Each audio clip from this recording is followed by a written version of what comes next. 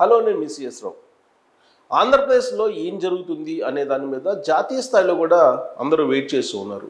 ఇప్పుడు India TV తాజాగా ఒక సర్వేను విడుదల చేసింది. ఆంధ్రప్రదేశ్లో ఉండేటువంటి పరిస్థితి ఏంటి, ఏ పార్టీకి ఎన్ని ఎంపీ స్థానాలు వచ్చేటువంటి అవకాశం ఉంది అనే దాని మీద తాజాగా వెల్లడించినటువంటి వివరాలను ఒకసారి చూద్దాం. సో ఇప్పుడు ఆల్రెడీ ఎన్నికలు జరిగితే ఇప్పుడున్నటువంటి పరిస్థితి అంటే తెలుగుదేశం పార్టీ, బీజేపీ, జనసేన కూటమి అనేది ఫైనల్ అయిపోయిన తర్వాత ఆంధ్రప్రదేశ్ ప్రజల్లో ఉండేటువంటి మూడు మారిపోయింది. దానికి అనుగుణంగా చేసినటువంటి సర్వే ఇండియా టీవీ సంచలన సర్వేని విడుదల చేసింది కొద్దిసేపటి క్రితమే. ఆంధ్రప్రదేశ్లో మొత్తం 25 స్థానాలు ఉన్నాయి. 25లో తెలుగుదేశం పార్టీ 12 గెలుచుకునేటువంటి అవకాశం ఉంది.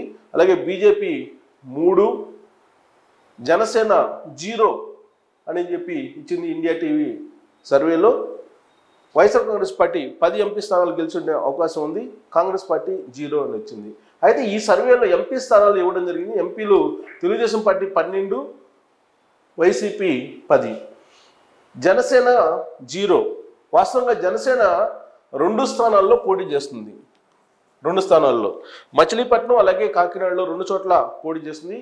ఈ 2 చోట్ల కూడా ఓడిపోయేటువంటి అవకాశం ఉంది అని చెప్పి ఇప్పుడు ఇండియా టీవీ సర్వే అంచనా వేస్తూ ఉంది. ఇక బీజేపీ అలయన్స్లో భాగంగా 6 చోట్ల పోటీ చేస్తుంది. 6 చోట్ల పోటీ చేస్తున్నటువంటి బీజేపీ 3 చోట్ల మాత్రమే గెలిచేటువంటి అవకాశం ఉంది అనేది అంచనా వేస్తుంది. ఆ 3 ప్రాంతాలు ఏముండొచ్చు అనే దాని మీద మనం గనక భావిస్తే విశాఖ ఒకటి ఉండొచ్చు, విశాఖపట్నం, అలాగే అనకాపల్లి ఉండొచ్చు, అనకాపల్లితోటి పాటు రాజమండ్రి, ఈ 3 ఉండేటువంటి అవకాశం ఉందని చెప్పి మనం భావించడానికి ఛాన్సెస్ ఉన్నాయి. ఎందుకంటే ఇండియా టీవీ సర్వేలో ప్రాంతాలను అంటే లోక్సభ స్థానాలను చెప్పలేదు కానీ ఏ లోక్సభ స్థానాలు గెలిచే అవకాశం ఉందని. బట్ పోటీ చేసేటువంటి 6 స్థానాల్లో బీజేపీ కొంచెం బలంగా ఉంది మాత్రం ఈ 3 స్థానాల్లోనే కనిపిస్తూ ఉంది. మిగిలినటువంటి రాజంపేట కానీ లేదా తిరుపతి కానీ, తిరుపతిలో టైట్ ఫైట్ ఉండేటువంటి అవకాశం ఉంది. సో తిరుపతి కానీ ఈ స్థానాల్లో ఎక్కడా కూడా పెద్ద బలంగా లేదు. సో కాబట్టి విశాఖ కూడా కాదు, విశాఖ టీడీపీ పోటీ చేస్తుంది. సో నర్సాపురం ఏంటి, నర్సాపురం కూడా ఇక్కడ మనం చూస్తే కనుక నర్సాపురంలో అక్కడ రాజుకి త్రిపులార్కి ఇస్తేనే అవకాశం ఉంటుంది. సో త్రిపులార్కి ఇస్తే అవకాశం ఉంటుంది కాబట్టి ఈ 3 స్థానాలు గెలిచేటువంటి అవకాశం ఉందని చెప్పి మనం అంచనా వేసుకోవచ్చు. ఇది వైజాగ్ అని చెప్పి వైజాగ్ తెలుగుదేశం పార్టీ పోటీ చేస్తుంది. కాబట్టి బీజేపీకి బలంగా ఉన్నటువంటి 6 స్థానాల్లో 6 లోక్సభ స్థానాల్లో నర్సాపురం అలాగే అనకాపల్లి, రాజమండ్రి ఈ 3 అవకాశం ఉంది. సో తిరుపతి, రాజంపేటలో కిరణ్ కుమార్ రెడ్డి పోటీ చేస్తున్నారు. బట్ అక్కడ పెద్దగా బలం లేదు అనేది వినిపిస్తుంది. సో రాజంపేటలో సో ఇక్కడ ఈ 3 స్థానాలు గెలిచేటువంటి, అది కూడా రఘురామకృష్ణరాజుని పోటీ చేపిస్తే ఛాన్స్ ఉంది. సో 3 స్థానాల్లో గెలిచేటువంటి అవకాశం ఉంది. 6లో 3 గెలిచేటువంటి అవకాశం ఉందని చెప్పి అంచనా వేస్తుంది బీజేపీ. ఇక జనసేన వచ్చేసి 0, 2 చోట్ల పోటీ చేస్తుంది, కాకినాడ అలాగే మచిలీపట్నం. బలమైనటువంటి క్యాండిడేట్ మచిలీపట్నంలో ఉన్నారు, బాలశౌరి. కానీ అక్కడ కూడా గెలిచే అవకాశం లేదనేది అంచనా వేస్తుంది ఇండియా టీవీ వేస్తున్నటువంటి సర్వే అంచనా వేస్తుంది. సో వైఎస్ఆర్ కాంగ్రెస్ పార్టీ మాత్రం 10 చోట్ల గెలిచేటువంటి అవకాశం ఉందని చెప్పి అంచనా వేస్తుంది. ఇక తెలుగుదేశం పార్టీ 12. సో 12 చోట్ల గెలుస్తుందని అంటే ఇప్పుడు మనకు అసెంబ్లీలోకి కన్వర్ట్ చేసుకుంటే కనుక మనం 12 × 7, సో 7 × 2 = 14, 7 × 1 = 7, 84. సో 84 స్థానాల్లో తెలుగుదేశం పార్టీ అసెంబ్లీ స్థానాలు గెలుచుకునేటువంటి అవకాశం ఉంది. ఇది ఈ ఎంపీ స్థానాలని మనం బేరీజ్ వేసుకుంటే కనుక. అదేవిధంగా బీజేపీ 3 లోక్సభ స్థానాల నుంచి పోటీ గెలిచే అవకాశం ఉంది. 6 లోక్సభ స్థానాల నుంచి పోటీ చేస్తే అంటే 3 × 7 వేసుకోవచ్చు. అంటే కూటమి గెలిచేటువంటి అసెంబ్లీ స్థానాలు. సో 7 × 3 = 21. సో 21 స్థానాల్లో గెలిచేటువంటి అవకాశం ఉంది. ఇది ఈ కూటమి అభ్యర్థులు, ఈ లోక్సభ పరిధిలో ఉండేటువంటి అభ్యర్థులు. ఇక జనసేన తీసుకున్నటువంటి 2 లోక్సభ స్థానాల్లో ఎక్కడ కూడా గెలిచేటువంటి అవకాశం లేదు అని అంటున్నారు. సో అక్కడ అసెంబ్లీ స్థానాలు ఎన్ని వస్తాయో మనం అంచనా వేయలేని పరిస్థితి. సో ఈ రెండింటిని కనుక తీసుకుంటే TDP plus BJP plus JSP మూడింటిని కనుక యాడ్ చేసుకుంటే అసెంబ్లీకి వచ్చేటప్పటికి టీడీపీకి 84 ప్లస్ 21 బీజేపీ పోటీ చేస్తున్నటువంటి పరిధిలో, ప్లస్ ఇక్కడ మనకి జనసేనకి ఎన్ని వస్తాయి అనేది తెలియదు కాబట్టి ఈ రెండు పరిధిలో ఉన్న లోక్సభ స్థానాల్లో మనం తీసుకుంటే ఎంత వస్తుంది? 5, 7, 8, 2, 10 అంటే 105 అసెంబ్లీ స్థానాలు ఖచ్చితంగా వచ్చేటువంటి అవకాశం ఉంది. ఇవి కాకుండా జనసేనలో 2 లోక్సభ స్థానాలు పోయినప్పటికీ ఎంతో కొంత అసెంబ్లీ స్థానాలు వచ్చేటువంటి అవకాశం ఉంది.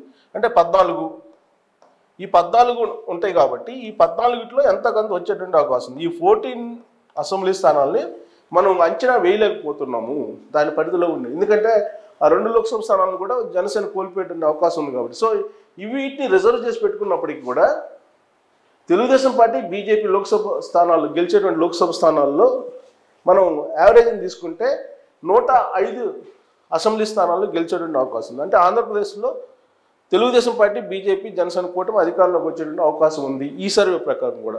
తాజాగా ఇండియా టీవీ విడుదల చేసినటువంటి సర్వే ప్రకారం కూడా అంటే 88 magic figure. So magic figure కన్నా ఎక్కువగానే ఉండేటువంటి అవకాశం ఉంది. మ్యాజిక్ ఫిగర్కి దగ్గరగా తెలుగుదేశం పార్టీ, కేవలం తెలుగుదేశం పార్టీ గెలుచుకునేటువంటి అవకాశం ఉంది ఓన్లీ తెలుగుదేశం పార్టీకి. సో మ్యాజిక్ ఫిగర్ కన్నా ఒక 4 తక్కువ ఉన్నాయి.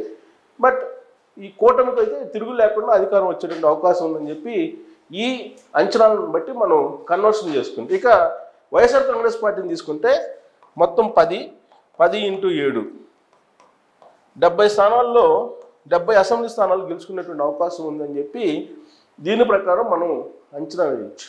వాస్తవంగా ఇండియా టీవీ గతంలో ఇచ్చినటువంటి ఇటీవల కాలంలో గతంలో ఇచ్చినటువంటి సర్వే ప్రకారం 15 తెలుగుదేశం పార్టీ, అలాగే 2 బీజేపీ, మొత్తం 17 ప్లస్ జనసేన 1 మొత్తం 18 వస్తాయని చెప్పి అంచనా వేసింది సుమారుగా నాకు గుర్తున్నంత వరకు.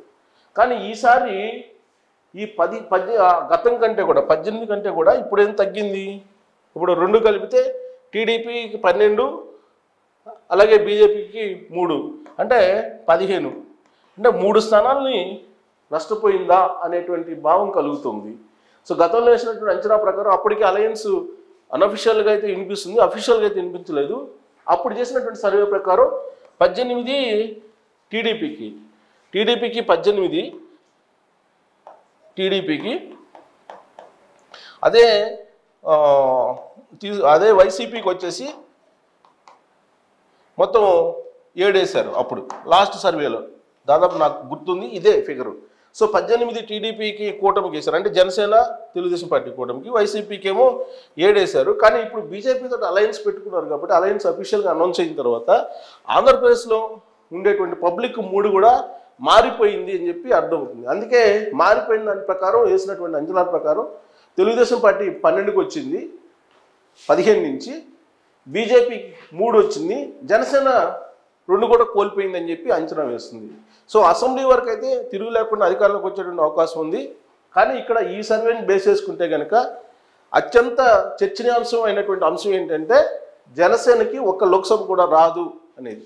2 లోక్సభ స్థానాలు కాకినాడ, మచిలీపట్నం 2 కూడా అక్కడ బలమైనటువంటి సామాజిక వర్గం పవన్ కళ్యాణ్ సామాజిక వర్గం ఉంది అక్కడ. కానీ ఆ 2 చోట్ల కూడా జనసేన గెలిచేటువంటి ప్రసక్తి లేదు అనేది ఈ సర్వే యొక్క సారాంశం. సో కాబట్టి ఈ అలయన్స్ అనేది మొత్తం ఈక్వేషన్ని మార్చేసింది అని చెప్పి మనం ఒక అంచనాకైతే రావచ్చు. సో రాబోయేటువంటి రోజుల్లో ఈ కూటమి అనేది పండాలి లేదా ఆశించినటువంటి ఫలితాలు సాధించాలంటే బీజేపీలోనే మార్పు రావాలి. బీజేపీలో మార్పు వచ్చి తెలుగుదేశం పార్టీకి జనసేనకి ఫుల్ పెడ్జెడ్గా మద్దతు పలికితే తప్ప బీజేపీని నమ్మేటువంటి పరిస్థితుల్లో ఆంధ్రప్రదేశ్ ప్రజలు లేరు అని చెప్పి ఈ తాజాగా ఇండియా టీవీ ఇచ్చినటువంటి సర్వే ఫలితాలని బేరీజ్ వేసుకొని మనం ఒక విశ్లేషణ అయితే చేసుకోవడానికి అవకాశం ఉంది. Thank you very much.